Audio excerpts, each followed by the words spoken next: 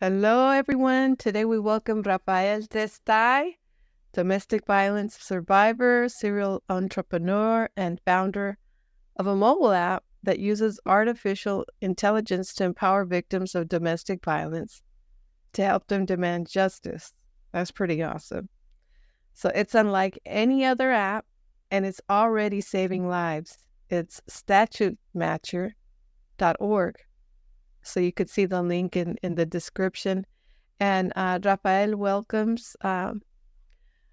we welcome you to the podcast. But before we dive into technology, why don't you tell us about your domestic violence survivor story in just under 3 minutes? Can you share that with us? Interesting. Well, thank you so much, Angelica, for having me, for sharing this platform with everyone. And before I get started, I wanted to say that this is not legal advice and I'm not an attorney. So my story is a survivor of domestic violence. I let someone into my life that I shouldn't have, and the abuse quickly began.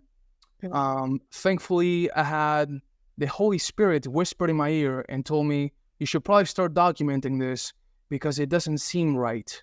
And I'm not very at the time I wasn't very acquainted with the law, so I didn't know what satisfied requirements of domestic violence relationship.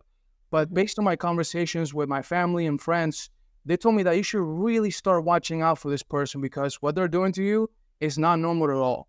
And for anyone listening to this, if you've been involved, unfortunately, in one of these relationships, it's like you're in the middle of the storm, the eye of the storm, and you don't really know what's going on.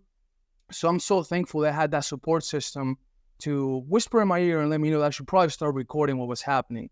And that really paid dividend down the line. Turns out that the abuse that I went through intensified the cadence and it became unbearable. So I had to call the police for my safety. And when the police arrived, what do you know? The woman that was with me at the time, I saw this in the webcam footage that the police carry. It's called a body-worn camera. They carry that webcam on their chest. Yeah. And I saw that when I called them for my safety, I waited outside in the parking lot. She opens the door and she goes, officers, he's been abusing me. Here's cookies and refreshments. Oh, she starts crying, putting on the performance of a lifetime. So I'm watching this body-worn camera later after this happened. I couldn't believe what I was seeing. So most men, she had sent false accusations my way of domestic violence. And most men, when this happens, want to shy away. You want to hide behind the rock so no one ever hears that. But I took the complete opposite approach. Like, if you're going to make false accusations about me and trying to ruin my pristine reputation, then I'm going to show the police the evidence and documentation I have. And basically, I turned the whole thing around. It went from false accusations sent my way, they were all dismissed, and now she's being sent to the prosecutor for felony domestic violence charges. And I was able to do this single-handedly without having to hire an attorney. And I want to show people how I did it. And I think that's the interesting part. One more thing I want to add. Whenever you find yourself in these circumstances, I encountered, and it's embarrassing to share, the worst financial hardship of my life. These people, before they leave, they're going to try to drain the bank accounts, anything they can do to like submerge you with not a shred of remorse. It's like something that you've never seen, like out of a Hitler movie. There are people out there, and on the outside, you would never believe. They're very sweet and charming. Their words are sweet as honey. So you never believe unless you actually live with them. So I rubbed a couple pennies together, and I was able to afford just 1 hour of a criminal attorney time. Couple $100 is all I had. And he told me, Rafael, tell me what happened, this abuse that you've been through. And I told him, and he started doing, and this is the theme of the call today that Angelica kindly brought me on board today to share. He started doing what's called statute matching. And most people, including myself, have never heard of the word statute and what it meant. So don't feel bad if you don't know. It's basically your laws, your rights. Most people are familiar with the right to remain silent or the right of freedom of speech, but you may not be familiar with these free laws that protect you. And the criminal attorney started doing the statute matching, and I told him kind of like what I'm telling you now, what happened to me. And he started saying, well, based on this is this statute code. and this statute code. And he started giving me like 4, 5, 6 of them. And he said, look, I want you to re-engage with police, give them the statute codes, and show them the evidence you have to support this. And I did. And what do you know? The police, it really got their ear when I approached them in a very calm, deliberate manner, using the law. And the case got moved forward and sent on to the prosecutor. And that's somewhat of a rare experience, unfortunately, sometimes. So I knew that I was onto something with the law and with the criminal statutes, but there was this layer of friction between people getting their rights, their statutes, because it costs a couple $100 unless you want to Google it yourself, and it's quite difficult if you want to do it yourself. So that's where the whole artificial intelligence came in, and this website that we're looking at right now, statutematcher.org, it basically, you can input the abuse that you went through in very colloquial terms, like she hit me with a baseball bat, or she threw a kitchen plate at me, and I made a mark on the wall, things of that nature, like very casual talk, and it'll spit back out to you all these criminal codes that then you can read in detail. And then you can grab the criminal code, you just Google it, we can do a demo later, and the statute is basically like a multiple choice. It says, if three of the four following are correct, then statute requirements have been met, and it lists like A, B, C, D. And it's very simple and straightforward, but no one does this when approaching police. And after I got started, because I'm a serial entrepreneur, I'm familiar with developing technology, and it's like an investigation, I realized that the domestic violence advocates, I'm almost finished, the domestic violence advocates that help the people. So when you encounter domestic violence, you can probably call the hotline, and someone will answer and ask if you're safe. But the people, they're called domestic violence advocates, it's a high turnover position because it takes a toll on the people that help us. Oh, right. And a lot of times they're not trained to the best of their abilities, and a lot of them don't focus on statutes. They completely overlook that component. And really, it should be, after making sure the victim is safe, the primary thing that a domestic violence advocate or legal advocate should be focusing on with the victim. Like, let's get you your statute codes, and I want you to re-engage police and present in a very calm way that matches the statute requirements. So I'm on this journey now after creating the technology. I thought I was just going to have to create the technology, but now I also have to educate the public on what statutes are and provide training for advocates. So by the grace of God, I've connected with the right people. I feel like I've been favored by God throughout this whole experience. Really, I've touched the lowest of the low. I never understood why people take their lives or why they cut themselves. Interesting to say on the live stream and everything, but like I felt like that. Thankfully, I never took action. I had a Bible with me, and that really, I think, saved my life, reading the Proverbs in the back. They're in plain English.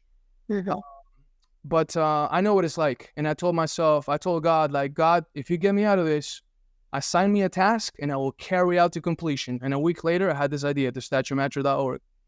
Thank you for listening to the intro.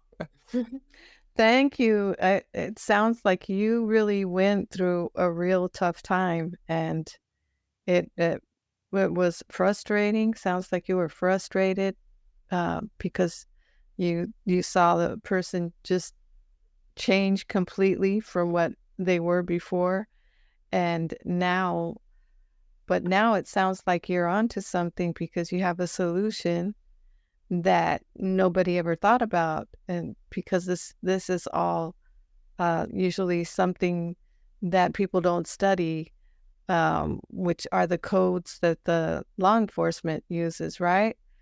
So tell me, what is Statute Matcher and .org and the AI app you developed that helps victims? Let's hear a little bit more about how it helps victims of domestic violence. Well, you kind of explained all of it, right? That it's something that it takes out the code so that people can, when they speak to the officers, they can speak the same language that the officers understand, right? That's a great question, Angelica. So I'm going to show us a little demo here. It's going to take 2 minutes. Okay, excellent. Whenever you engage with police, so this is part of the education of this nonprofit that I've started, police, what they're doing, when you tell them your story, in the back of their mind, they're scanning to see whatever this person's telling me, if it matches up with actually the letter of the law, which means your rights and the codes. And if we rely on others to do that work for us, we really put ourselves at their mercy and at their knowledge. So my advice and suggestion is to know your codes and don't expect anyone, regardless of their title or profession, to be able to know these codes, because you'll be surprised. A lot of times, the people who you think should know the codes don't know them. So this makes everyone get along with each other and talk in a fact-oriented manner. So let's give you a little sample here. You go to statutematcher.org. I'm going to zoom in so we can see a little bit bigger. And this is anonymous. It's powered by ChatGPT. Okay. And it's got the knowledge base to pass. This is not an attorney, but it's got the knowledge base from artificial intelligence to not only pass the state bar exam, but rank in the top 10%. And this is documented well over Google from reliable sources. ChatGPT 4 Plus, attorney capabilities, you can look it up. So not an attorney, but it's a start. You should always double check the information that it spits out. So you just talk to it like I talk to the attorney, right? You just tell it a situation like, she hit me with a baseball bat and put a GPS tracker in my car. I feel threatened and unsafe. So, can I tell you your situation?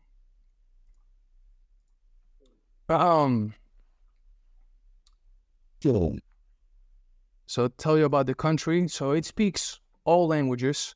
Habla español, francés, alemán, todos los idiomas. All of them. I'm Argentinian, by the way. So I'm just going to say Arizona. We're here in the U.S. That's where I am. All right. And it's going to, because I programmed this. I'm a self-taught AI programmer. I had all the motivation in the world to program this to help others. And it's going to ask you some of these questions that a criminal attorney asked me. Because when you go through domestic violence, the abusers generally don't do one thing. They're not just going to hit you with a baseball bat. They may be, I think it's called coercive control with finances, lots of different things that they may do. But for now, let's just say that's it. All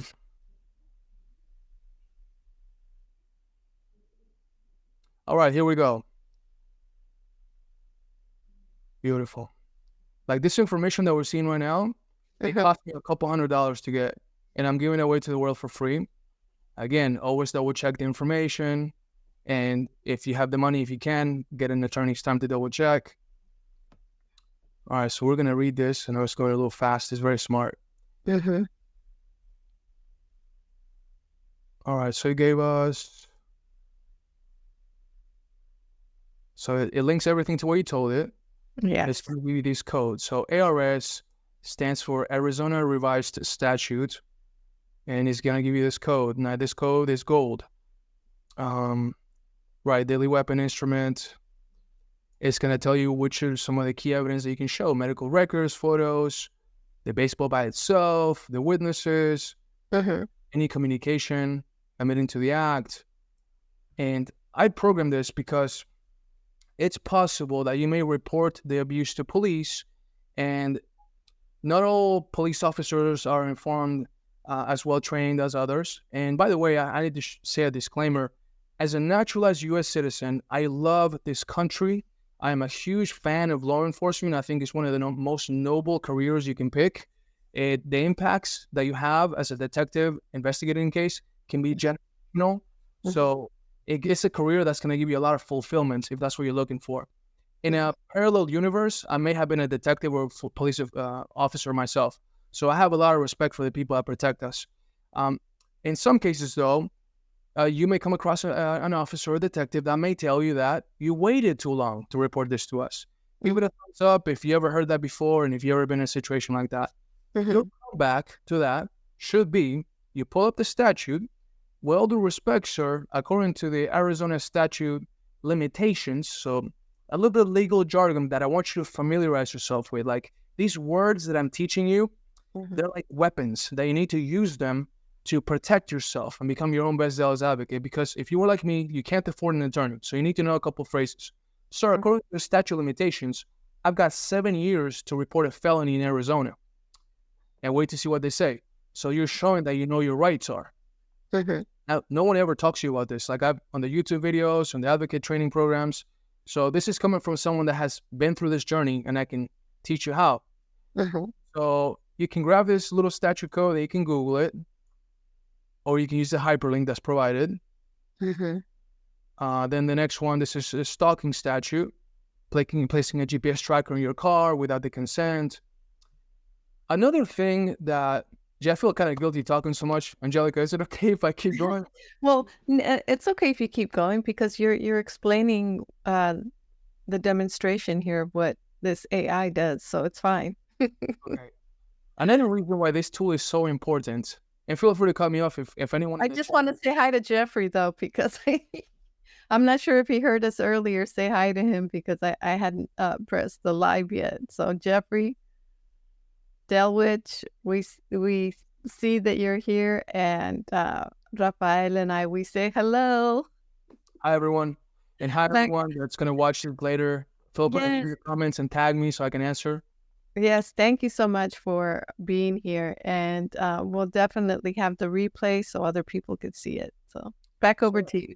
So like I was saying, let's see. So another thing that this statutematcher.org does is it validates the victim, because when you're in the middle of an abusive relationship, you don't really know what's domestic violence. So whenever you can come to a tool like this, type in your situation, and it starts spitting out the statute codes, it gives you validation like, wow, I really am in a domestic violence relationship. As a side piece of advice, at least me personally, I'm of the mindset that I would rather not get my partner involved with the law or like ruffle any feathers. I really give my abuser every possible chance to not have to go down this route. And I have the recordings to prove it. I showed it to people in my inner circle. And when people know the entirety of my situation, everyone has the same response like, Rafael, like you really should have, like, you really like forgave him a lot. If I were me, I would have reported them a lot sooner. So I gave my abuser the benefit of the doubt. And even towards the end, I have recordings that say, look, I'll pay for your U-Haul. I'll pay for you to move all your things. 50% of relationships don't work out. And I would rather just not have to go down the route. But what do you know? When you try to leave a relationship with an abuser, that's the moment they escalate. And I found myself in danger when I proposed parting ways amicably. So it's a risk you have to consider. If you give your abuser that way out, they may actually flip it on you, and they may become even more aggressive and start slamming furniture like my abuser did. So we got a few comments. Can I read them? Yeah, let's make it interactive. We got Jennifer Como. She says, hey Jennifer. Hey, Jennifer. Fernando's giving the thumbs up. He says domestic violence includes psychological harm. Yes, it does. And it goes under the surface. If you don't have like any physical wounds, people may discard it. And if you ever have questions about whether you're in an abusive relationship, go to statutematcher.org, link in the description below, type it in and see what comes out, what statute codes. Is it free? Yeah, absolutely free and anonymous. That's awesome. And it's a website, so I call it an app so people can kind of like understand it, but it's not a download. You don't have to go to the app store or nothing. You just go to a website and you can just delete your search history so no one knows you went there. Sweet. All right. So the reason why I brought that up is because, like in my personal situation, abusers can be very technologically sophisticated, and this is why I'm coming out with this tool so we can fight them back with technology.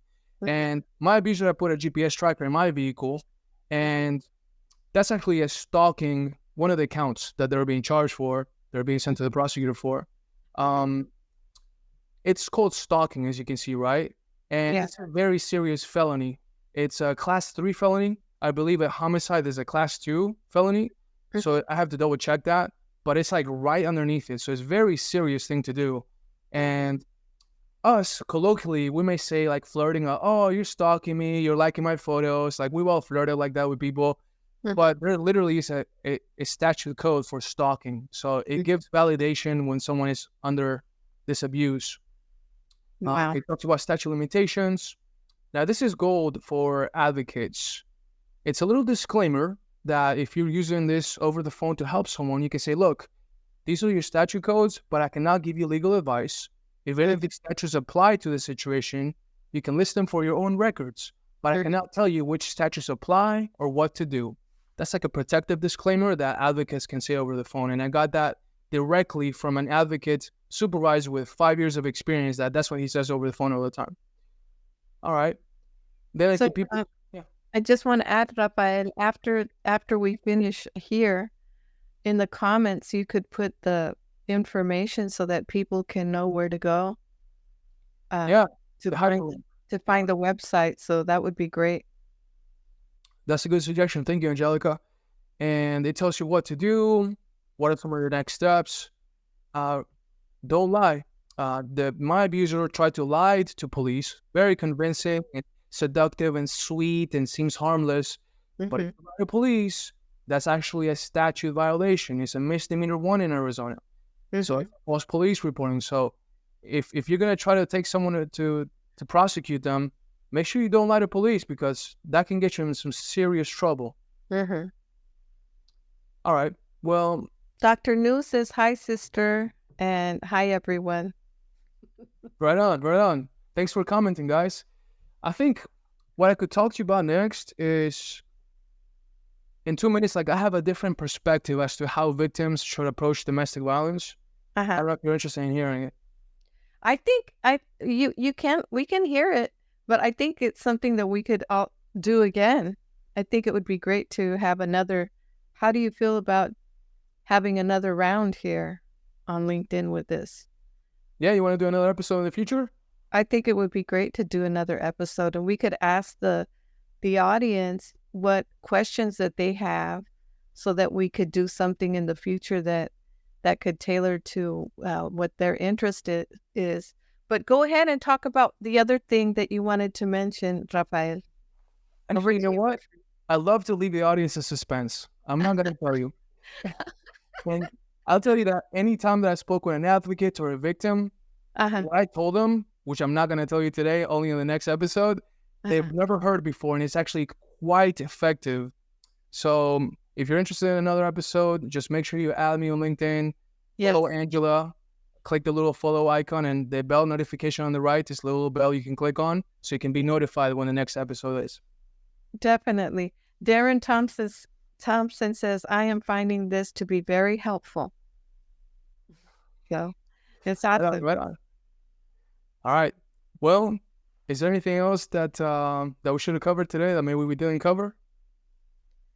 Well, Jennifer says, yes, I'm interested in hearing your perspective. Whose perspective? Whose perspective do you mean, Jennifer? And on what exactly? I guess she's thinking about it.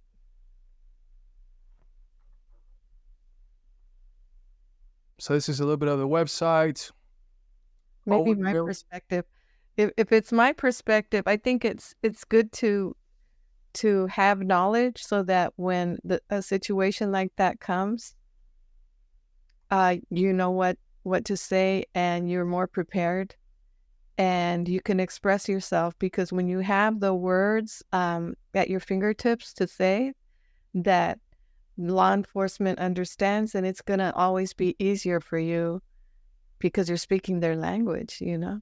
So I think that's how it's beneficial. If that was your question to me, Jennifer, she says, whoa, come on.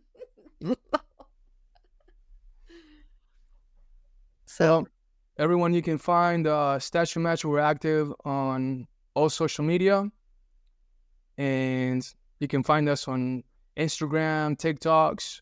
I make almost daily videos, and I am looking for domestic violence organizations that will be interested in running a pilot program for 30 or 60 days, in which you can use the Statute Matcher for free, and then give us feedback after 30 days or so, and maybe in a quantifiable way. We would love to use some of those metrics of how helpful it was for you in helping the victims, so that we can then apply for grants ourselves, and hopefully I can maybe do this full time one day. But everyone, thank you so much for listening and for the support. Comment below, tag us, and thank you for having me, Angelica. I really appreciate it. You're welcome. I see that Jennifer added his. She said she wanted your perspective, but she said, but he already said we have to wait. Suspense. Yep. Until next time. Until next time. Let's do the next episode like within the next 30 years or something, so people remember kind of like this conversation. And Yes, definitely. And I am aware of some domestic violence organizations in San Diego that I could probably hook you up with. So that would be great. that's if anyone, and Angelica, thank you so much for that. If anyone listening knows a couple of domestic violence agencies, those warm introductions really mean the world. Because otherwise, sometimes I can come across like some stranger on the web, but if you know someone personally on the inside or introduce us, it helps. And Yeah. being a man sometimes can be a little bit of a disadvantage in this industry. Most of the people that this statute measure helps are women, Mhm. but I look at myself as like that protective father that takes care of the family, and I watch out for the criminals and I protect us. So I would like to be the father basically of everyone that has been abused, and I want to protect you and take care of you with this technology that I developed. So thank you very much, everyone. I really appreciate it. Yes. Well, thank you for this information. It's absolutely very, very beneficial for a lot of people. And so I'm looking forward to our next one, Rafael. So I'm glad we did this. Likewise. We kind of did it on the fly, but sometimes you just gotta, like Nike says, you gotta do it. No, you just gotta go for it. Believe me, I was nervous when this started. I make a lot of videos, but being live on LinkedIn is a different ball game. And I said, you gotta make things happen in life. You gotta make it happen. So I opted on, and it seems like it gone pretty well. So thank you. You're welcome. Darren Thompson says thank you. Yay! Thank you, Darren, for being here, and everybody else who came. So I think with that, we're gonna end the room and just welcome everybody for the next one. We'll please, like you said, ring the bell, and we'll be there ready for the next one. Have a great evening, everyone, is what Dr. New says. You too, my dear, and everyone else. All right. Thanks very much. Good night, Rafael, and thank you for being Buenas here. noches. Ciao. Buenas noches. Ciao.